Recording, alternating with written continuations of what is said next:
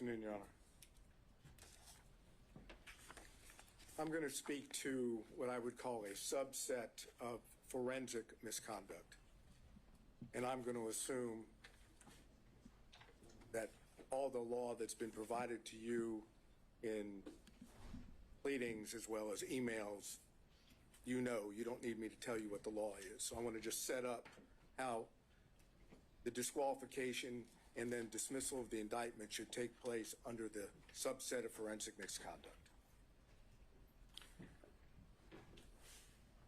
Roman's counsel, Ms. Merchant, filed on January 8 her pleading, her motion to dismiss and to disqualify.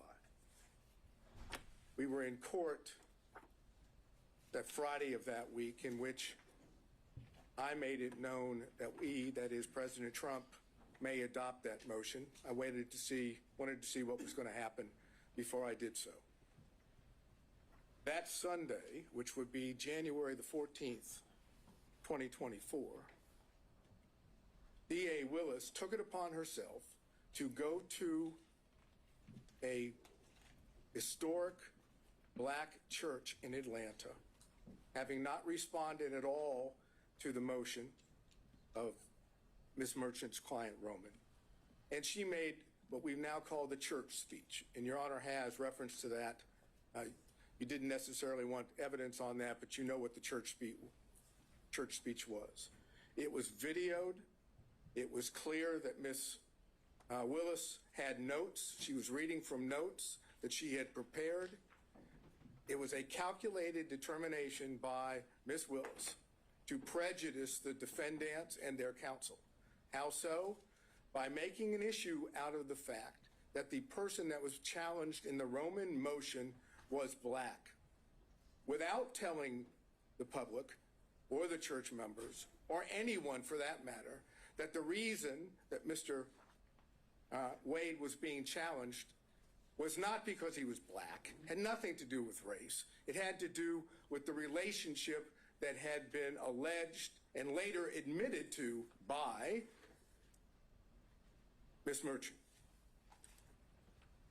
Ms. Willis took full opportunity to prejudice the defendants and then comes along later in a pleading and says it wasn't designed or intended to be at the defendants at all or the defense counsel, which with all due respect is just nonsense. The purpose of that was to get public sympathy, public empathy for what Ms. Merchant had already alleged in her motion. Now, that was a violation of the professional rules of conduct. It was a violation of 3.8G. There's no question about it. It wasn't in response to anything that was said. It was a public statement, extrajudicial, for the purpose of making a comment upon the defendants. It would be in response to a motion that was filed. But it wasn't filed in a response, in a pleading. It was filed in response to a motion. And the motion were allegations made. If Ms. Willis wanted to respond at that point, she could have said the facts of the matter. Instead, she misstated what the situation was, took advantage of the opportunity, an ethical violation, and the ethical violation makes it clear that you must refrain from making extrajudicial comments that have a substantial likelihood of heightening public condemnation of the accused. Can you think of anything more that would heighten public condemnation of the defendants than alleging that defense counsel and the defendants were making their motion based on race and religion? That's as bad as it gets in Fulton County, with all due respect. That's exactly what Ms. Willis wanted done. And remember, the state still had not responded. So then what we get from the state is we get an affidavit filed as part of their response.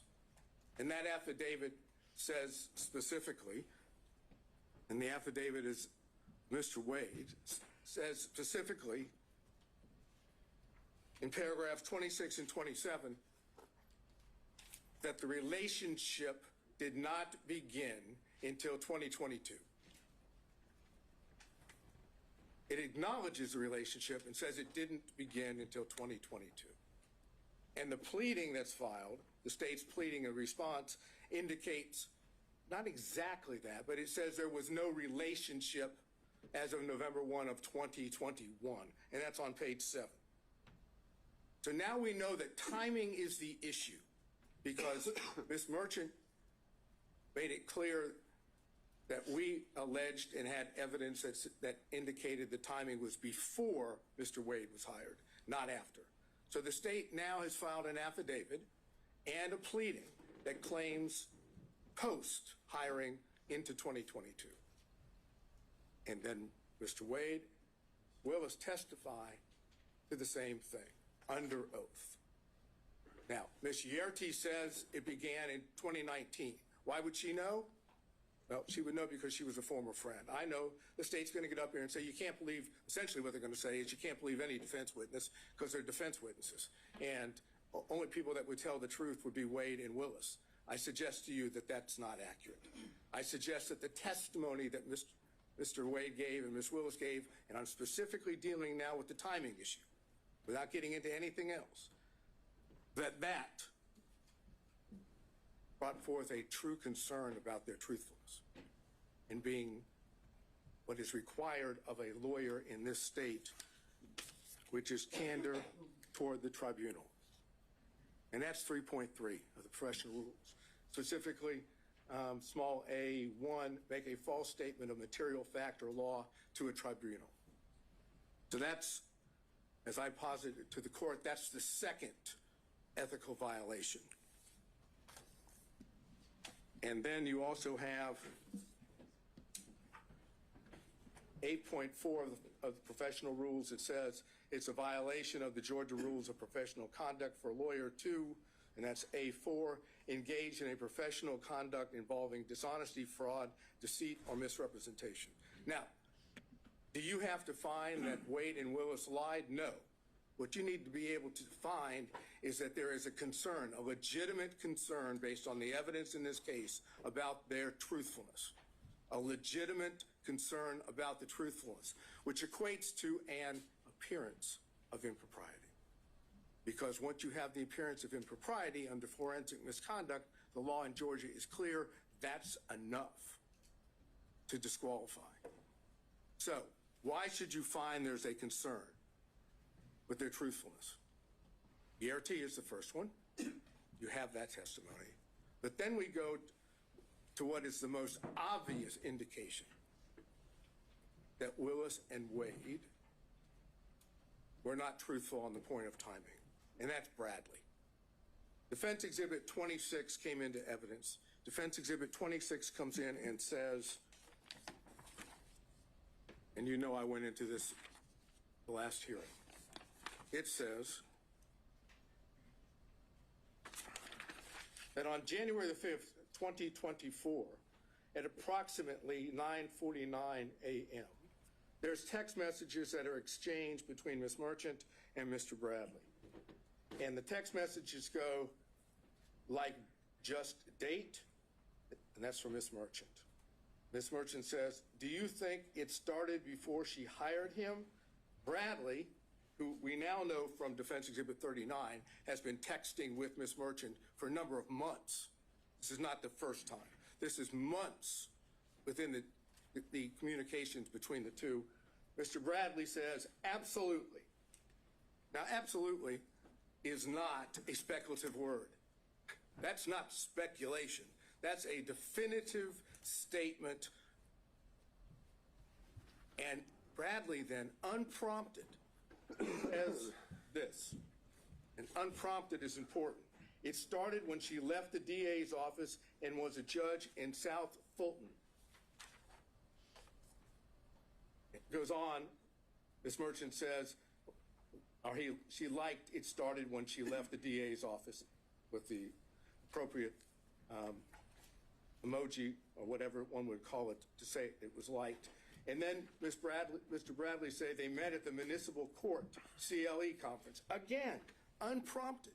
He's now definitively telling Ms. Merchant when this relationship started. Ms. Merchant says, that's what I figured when he was married.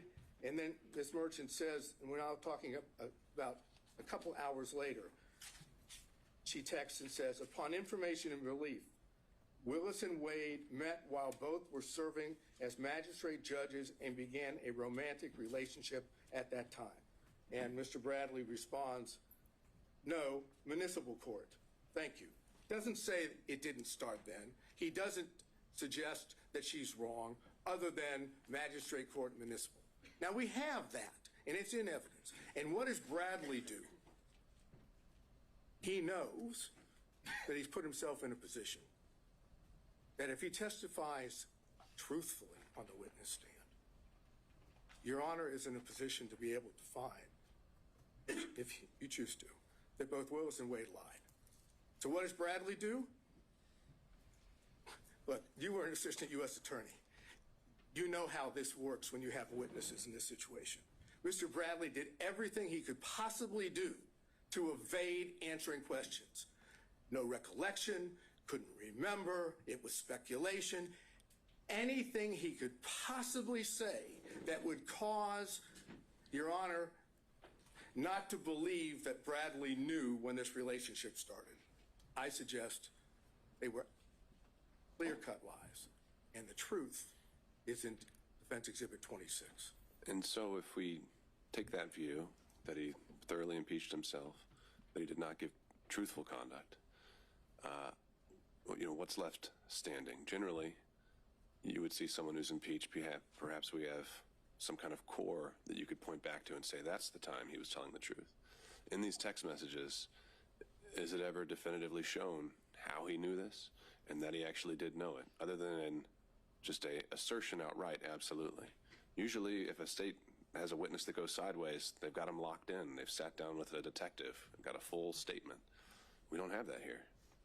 But what you have is a text message, which is a prior statement of Bradley that he did on his own, that was not given to him by someone else. The only thing that the court has just noted is, how do we know he wasn't speculating? Because you don't have to accept the fact that he wasn't speculating. The cases that I provided, I think by email yesterday, the first dealing with that, you can disbelieve that testimony and draw a negative inference. That's the Ferguson case. On Lee, the other case, you can simply take the prior inconsistent statement as substantive evidence. It has the same value. And that's what I'm asking you to do, to take what was the unprompted statement in Defense Exhibit 26 of Bradley and take that on its face value, that is an indication that Bradley in fact knew and had said he did. If you accept that, you have to have concerns about the truthfulness of Willis and Wade on the timing issue. And I don't know if this is something maybe one of your co-counsel were going to address as well. We heard about kind of the law that applies, how we're outside kind of the orbit of the core of cases we're used to dealing with here, where it deals with side switching or where someone is in the relationship, the client relationship. The proposition you're putting forward now is that if a representative of the state, a lead prosecutor, the district attorney themselves, says something that's untruthful on the record, that is something that immediately has to be proactively policed by the trial court. Is basically what I'm getting at is, where in the law do we find the remedy to an untruthful statement? Generally, we send you down the street to the bar, right? And that's why I gave you the cases of Registe and Edwards yesterday. While those aren't prosecutorial cases or dealing with prosecutors, they deal with counsel. And in both those cases, the trial judge found ethical violations on the part of defense counsel, or potential ethical violations. Went through the ethical violations and said, based on that, you're disqualified. You cannot be the attorney of record in this case. What's good for the goose is good for the gander. If defense counsel can be kicked off of a case because of ethical violations, I suggest the same thing can happen for prosecutors when the ethical violations deal with truthfulness, candor to the court, extrajudicial statements. Those are the things that this court can rely upon and say, based on those, again, I find an appearance of impropriety. Where would be the limiting principle? The district attorney signs every indictment. assigned to this courtroom. No. Does that mean she's off every case? No, it would be when the... If I found that she's untruthful, is that what you're kind of suggesting, though? You don't have to find, again, I'm not saying you have to find she was untruthful or that Wade was untruthful. You don't have to make a finding of fact that they lied. All you have to do is make a finding of fact that you have genuine, legitimate concerns about their credibility, about their truthfulness. And once you find that, then you can apply Registe and Edwards. Well, but it's the same principle, though. If I have genuine concerns about her truthfulness on a particular occasion, how do those not spill over into every criminal case a district attorney brings? Well, it's because she testified under oath, and so did Mr. Wade. They didn't have to testify falsely. They could have testified truthfully. They could have indicated that the relationship, the timing was in fact before Mr. Wade was hired. They chose not to. And in that sense, that dishonesty, that constitutes a violation of their ethical responsibilities. This is not signing an indictment. This is not filing a pleading in which both sides have their own positions. This is a requirement that every witness has to tell the truth under oath. And if they don't tell the truth under oath, or there's a significant concern about their credibility, then they're violating their ethical rules. And as anyone will tell you, as Your Honor already knew from when you were a prosecutor, prosecutors are held to a higher standard.